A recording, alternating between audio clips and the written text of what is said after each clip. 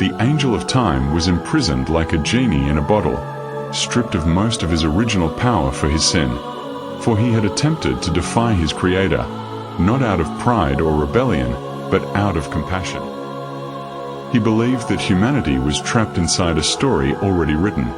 Adam and Eve were condemned before the fruit ripened. Golgotha was carved into stone before the cross was ever built.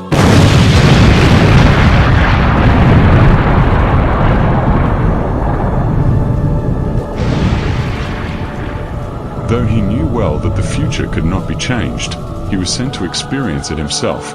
What will be will always be, just as no one can alter the past.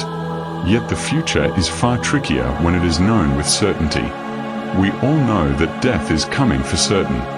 So, all we can do is pick our poison.